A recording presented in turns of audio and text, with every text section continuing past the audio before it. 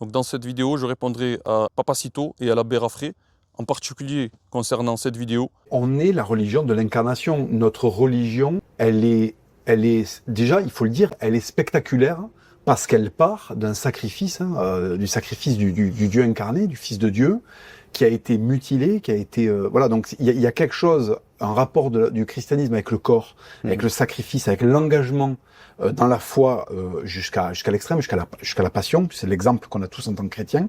C'est comme le Christ en fait. À un moment, il est très plébiscité, et puis ensuite, c'est vraiment le renier, et puis l'élu, et puis on se rend compte que c'est le Fils de Dieu. Il est à la fois mort, il est à la fois vivant, il est à la fois Dieu, il est à la fois homme. C'est tout. Je m'appelle Mohamed, je suis sur le chemin des pieux prédécesseurs dans la compréhension du Coran et de la Sunna. Qui sont les pieux prédécesseurs? Ce sont les compagnons, la génération qui est venue juste après et la génération qui est venue juste après. Al-Qurun al-Thalatha al-Mufaddalah, al-Sahaba wa-Tabi'in wa-Atba'u tabi'in ont été cités dans le hadith où le prophète sallallahu alayhi wa sallam a dit Khayrukum qarni, thumma alladhina yalunahum, thumma alladhina yalunahum. Les meilleurs d'entre vous sont mes contemporains, puis ceux qui viennent après eux, puis ceux qui viennent après eux. Donc je vais répondre aux ambiguïtés, Inch'Allah. Concernant la première ambiguïté, vous dites. J'imagine que tu t'en souviens, la prostration, il doit être allongé par terre, la face contre terre, les bras en croix.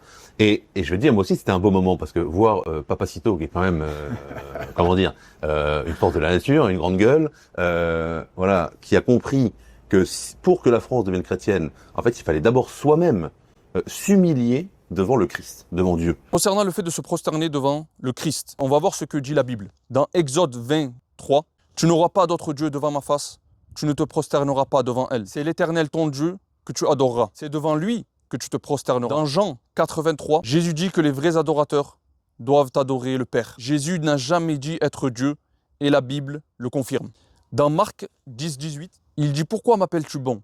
Nul n'est bon sinon Dieu seul. » Dans Jean 14,28, il dit « Le Père est plus grand que moi. » Dans Jean 5,30, il dit « Je ne peux rien faire de moi-même. » Un être divin tout-puissant ne dit pas « je ne peux rien faire de moi-même ». Et Jésus a clairement distingué son identité de celle de Dieu. Donc le christianisme trinitaire contredit ses propres textes. Il dit encore dans Jean 17,3 « Le Père est le seul vrai Dieu ».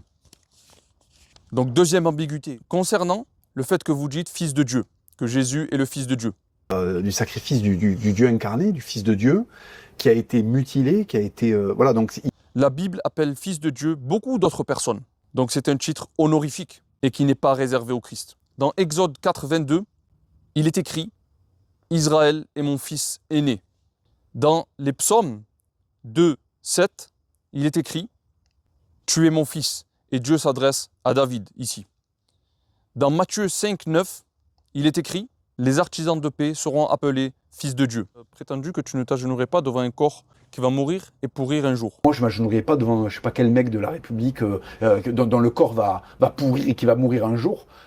N'as-tu pas prétendu que Jésus était mort? Et tu as toi-même reconnu qu'il avait un corps. Et la religion de l'incarnation, sacrifice, du sacrifice du Dieu incarné, du Fils de Dieu, qui a été mutilé, qui a été... voilà, donc il y a quelque chose, un rapport du christianisme avec le corps, avec le sacrifice, avec l'engagement dans la foi jusqu'à l'extrême, jusqu'à la passion. C'est l'exemple qu'on a tous en tant que chrétiens. Donc concernant le sacrifice, la notion que Dieu a envoyé son Fils pour se faire tuer contredit clairement la Bible. Car si Jésus était venu pour se sacrifier volontairement, il n'aurait pas dit que cette coupe s'éloigne de moi. Et la coupe ici correspond à la souffrance, à l'arrestation et à la crucifixion.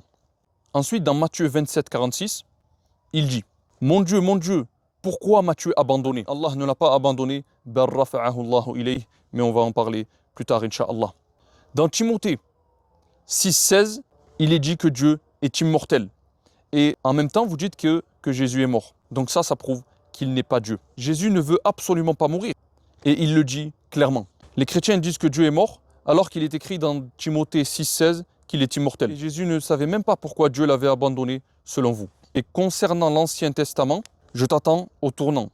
Plutôt, je vous attends au tournant. Donc je peux avoir des discussions cordiales avec les Juifs, puisque ils font partie de la construction préalable du christianisme via l'Ancien Testament, mais le Christ fait une rupture avec cet Ancien Testament, il vient annoncer une nouvelle foi, il révolutionne en fait, il met fin plutôt à toute la phase qui était très liée en fait.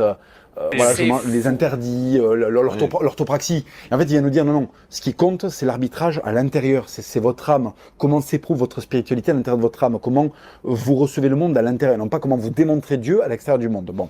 Jésus a formellement interdit de rejeter l'Ancien Testament. Comme il est écrit dans Matthieu 5, 17, « Ne croyez pas que je suis venu pour abolir la loi et les prophètes. Je suis venu non pour abolir, mais pour accomplir. » Et la loi et les prophètes ici, c'est tout l'Ancien Testament. Et Jésus a lui-même utilisé l'Ancien Testament comme autorité suprême. Comme il est écrit dans Matthieu 4, 4, « Lorsque Satan l'a tenté, selon vous, il dit, il est écrit. » Et il cite Deutéronome. Pareil dans Matthieu 4, 7 et 4, 10. Et d'ailleurs, il accuse les Juifs, non pas de suivre l'Ancien Testament ou de trop le suivre, mais plutôt de ne pas le suivre. Il dit dans Jean 5, 46, « Si vous croyez Moïse, vous me croirez aussi. Mais si vous ne croyez pas à ses paroles, comment croirez-vous à mes paroles ?» Donc rejeter Moïse, c'est rejeter Jésus. Et rejeter l'Ancien Testament, c'est rejeter le Nouveau Testament. D'ailleurs, Jésus a été annoncé dans l'Ancien Testament. Donc le rejeter revient à rejeter l'annonce de sa venue. Concernant les lois et l'orthopraxie, comme tu dis que le christianisme n'a pas de contour clair. Importante chez les catholiques, puisque nous avons en plus une religion qui n'est pas une orthopraxie complète. On a la responsabilité en tant que chrétien d'avoir une spiritualité dont les contours ne sont pas complètement affirmés.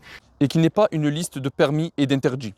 En fait, notre religion, c'est pas une suite de choses qu'on a le droit de faire et de choses qu'on n'a pas le droit de faire. C'est pas ce qui est autorisé et ce qui est défendu. Notre religion, c'est la religion de l'amour de Dieu. Donc la question qu'il faut se poser, c'est pas est-ce que j'ai le droit? Est-ce que c'est dans la liste des choses permises? La question qu'il faut se poser, c'est est-ce que ça me rapproche de Dieu? Est-ce que ça me rend meilleur? Et c'est ça ce que le Christ prêche en parlant de religion en esprit et en vérité. C'est exactement ça. C'est-à-dire qu'il vient pas nous enseigner une suite de choses à faire, de cases à cocher ou de gestes à poser, comme dans toutes les religions païennes où il faut faire ceci, il faut faire cela pour plaire à Dieu. Non, c'est une religion de la vérité. Et ce que Dieu regarde, ce que Dieu voit, c'est en toute transparence, mieux que nous-mêmes, qui nous sommes, ce que nous faisons, ce que nous aimons. Alors qu'il est écrit que Jésus dit dans Jean 14, 15, « Si vous m'aimez, gardez mes commandements. » Donc l'amour implique de suivre les commandements, donc les règles. Il ne dit pas « aimez et faites ce que vous voulez ». Il dit « aimez et obéissez ». Donc vous contredisez Jésus. Au nom de Jésus, c'est la définition même de l'hérésie. La Bible est remplie de permis et d'interdits. On lit dans Jean 14, 21, « Celui qui garde mes commandements est celui qui m'aime. » Et Paul dans Romains 3, 31, « Par la foi, nous confirmons la loi. » Vous dites que Dieu voit plutôt ce que nous aimons et faisons. Et ce que Dieu regarde, ce que Dieu voit, c'est en toute transparence, mieux que nous-mêmes, qui nous sommes, ce que nous faisons, ce que nous aimons. Oui, justement, il voit ce que nous faisons. Comme dans Éphésiens 5, 5, il est écrit, « Aucun impudique, impur, idolâtre n'aura d'héritage. » Idolâtre. Et dans Corinthiens 6, 9, vous y trompez pas. Ni les fornicateurs, ni les ivrognes. Qu'est-ce que je vous sers, monsieur l'abbé? Oui, parce que je dis, à toutes ces bouteilles, là, il faut peut-être qu'on boive quelque chose, non? Qu'est-ce que je vous sers? Parce que je sens que t'es parti en plus dans une grande réflexion. Avant de partir dans une grande explication sur la chevalerie, parce qu'on arrive sur le gros morceau, vous l'avez senti. Qu'est-ce que je vous sers? Liqueur un petit peu douce de safran, liqueur de grenade ou de l'arak iranien? Bah, je connais pas. J'aime pas trop les trucs sucrés. Alors, ça sera l'arak. L'arak direct. Bon, et ben voilà, on démarre un peu fort pour monsieur l'abbé. Ben écoutez, tenez, hop, je vous sers ça. Voilà, fait par nos prochains Arméniens en Iran, voilà. Et puis moi, écoutez, étant né sous le signe de l'hispanité, évidemment, je vais me vautrer dans le sucre. Vous savez que c'est un des grands mots de la Méditerranée, c'est l'appétence pour le sucre. Et puis moi, je vais me faire une petite liqueur de grenade. Voilà, allez, hop. Et puis on va reprendre.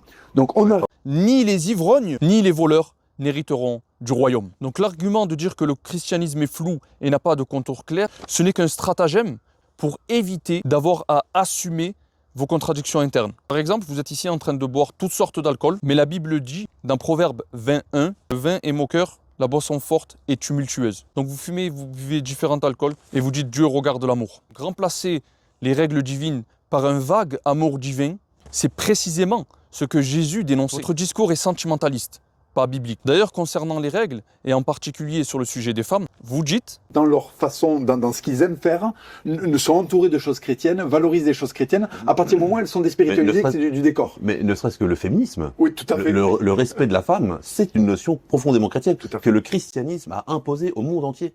Tout à fait. Et les pays qui sont pas de culture chrétienne ne connaissent pas ce respect de la femme. Tout à fait. Il n'y a pas une seule religion, pas une seule civilisation dans toute l'histoire de l'humanité. C'est des choses locales d'ailleurs, mais qui sont d'ailleurs peut-être aussi controversées. Mais le fait de placer la femme à l'égalité de l'homme. Bon, allez, on va être sérieux 2 minutes. Mais dans la Bible, on lit dans Corinthiens 11, 5 et 6, si une femme ne se voile pas, qu'on lui coupe aussi les cheveux.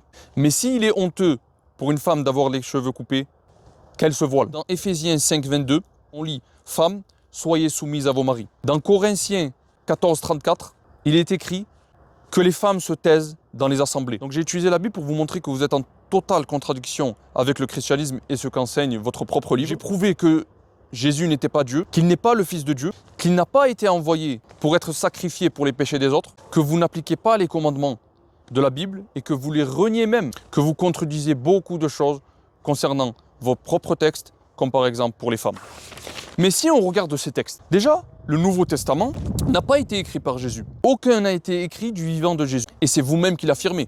Les plus anciens manuscrits datent d'environ 350 ans après la mort du Christ, comme vous prétendez. Avant cela, il n'y a que des fragments très éloignés entre eux. Et surtout, aucun original n'existe. Mais plutôt, les manuscrits sont en grec.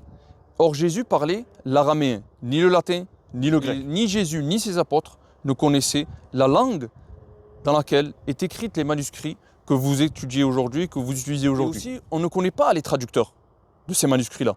On ne sait pas qui a traduit de l'araméen au grec. Mais encore, un manuscrit ancien de la Bible n'est signé. Aucun n'indique le nom du scribe, son origine, son école, sa compétence linguistique, son intention, sa fiabilité. Les spécialistes chrétiens eux-mêmes le reconnaissent, comme Bruce Metzger dans The Text of the New Testament. Il dit que tous les manuscrits de l'Ancien Testament sont anonymes. Donc impossible d'identifier les personnes qui ont copié, modifié et retraduit le texte. Donc on ne peut pas vérifier les informations de ces manuscrits traduits, car on n'a pas les originaux. Et en plus, on ne connaît même pas les traducteurs. Aucune possibilité de vérifier s'ils ont modifié un passage, ajouté un texte, supprimé un autre, changé le sens, falsifié un concept. Les spécialistes chrétiens eux-mêmes reconnaissent qu'il y a eu des altérations, comme Bart Ehrman, Bruce Metzger. Ils disent clairement qu'il y a eu des omissions, des ajouts, des modifications, et qu'il y a des contradictions, surtout des phrases rajoutées au Moyen-Âge. Par exemple, Marc 16, 9, Jean 7, 5, Jean 7, 53, le Père, le Fils et le Saint-Esprit sont un. Il a été reconnu par les scientifiques chrétiens que c'est un texte qui a été ajouté au Moyen-Âge. D'ailleurs, le mot Trinité n'existe pas dans la Bible. Ce que vous dites n'est basé sur aucune preuve et contredit clairement vos propres textes. La Bible contient encore l'annoncé de la venue du prophète Mohammed sallallahu alayhi wa sallam. Jean 14, 16, il est écrit « Je prierai le Père et il vous donnera un autre consolateur » et il est écrit « Paraclet ». On reparlera de Paraclet dans Jean 15, 26. Quand sera venu le Paracléos, qu'on traduit aujourd'hui par le consolateur, il rendra témoignage de moi. Dans Jean 16, 7, c'est avantageux que je m'en aille, car si je ne m'en vais pas, le consolateur ne viendra pas. Ce consolateur ne peut être qu'un prophète. Ça ne peut pas être le Saint-Esprit, car il est déjà présent dans la Bible. Et là, le consolateur est annoncé, après que Jésus parte. Dans Deutéronome 18, 18, Moïse annonce « Je leur susciterai un prophète, comme toi, d'entre leurs frères ». Ce prophète ne peut être Jésus, car Jésus a été envoyé aux brebis égarées d'Israël, comme il a été cité dans Matthieu 15, 24. Alors que Deutéronome 18 annonce un prophète pour toutes les nations. Et leurs frères désignent les Ismaélites, c'est-à-dire les Arabes. Le mot Ismaélite a été utilisé dans la Bible pour désigner les Arabes. Donc le prophète annoncé par Moïse n'est pas un Israélite. Dans Isaïe 42, on lit qu'un serviteur de Dieu viendra avec une nouvelle loi pour toutes les nations du désert, et Kédar se réjouira. Kédar qui est un fils d'Ismaël. La seule religion venant du désert d'Arabie et touchant les fils de Kédar est l'islam. Dans la parabole des vignerons, Matthieu 21, 33 et 44, Jésus dit que plusieurs prophètes sont envoyés. Tous sont rejetés. Puis vient le dernier envoyé et le royaume sera transféré à une autre nation. Cette structure correspond à ce qui a été dit dans le Coran, Khatamun Nabiyyin, le sceau des prophètes. Dans Matthieu 21, 42, Jésus cite les psaumes 118. Il dit « La pierre rejetée deviendra la pierre de l'angle ». La pierre rejetée ici correspond à Ismaël, comme vous-même l'expliquez, ancêtre de Mohammed. La pierre de l'angle correspond à celle sur laquelle repose la construction. Dieu fait reposer sur la descendance d'Ismaël le dernier message, et le messager de la descendance d'Ismaël est Mohammed. On a déjà parlé du fait que les plus vieux manuscrits datent 350 ans après la mort de Jésus-Christ, comme vous-même le dites. Donc Jésus ne connaît rien de ces manuscrits. et ni des personnes qui les ont écrites. Et nous non plus. Et en plus de ça, on a dit qu'ils étaient dans une langue que Jésus ne parlait pas. Mais alors que la Bible repose sur des traductions tardives, des copistes inconnus, sans originaux, le Coran repose sur des piliers de préservation que même les orientalistes reconnaissent. Le Coran était écrit du vivant du prophète, contrairement à la Bible. Et le prophète avait des scribes officiels, tels que Zayd ibn Thabit, Ubay ibn Ka'b, Ali ibn Abi Talib et d'autres. Et chaque verset était dicté directement et reconfirmé par Jibril chaque année, comme ça a été rapporté dans le hadith authentique. L'écriture se faisait en arabe, dans la langue même du prophète et de ses scribes. Pas de traduction, pas d'intermédiaire inconnu, donc pas d'incertitude. Nous n'avons pas un seul mot traduit dans le Coran, pas d'interprète inconnu. Ils ont rassemblé les écrits, vérifié avec les mémorisateurs et des compilateurs, hommes, femmes et enfants. Et aujourd'hui encore, on a 15 millions de musulmans qui mémorisent le livre d'Allah. Et les manuscrits anciens existent, du temps du califat de Uthman, radiyallahu anhu. Et ils sont tous en arabe, lisibles, comparables et identiques au mushaf actuel.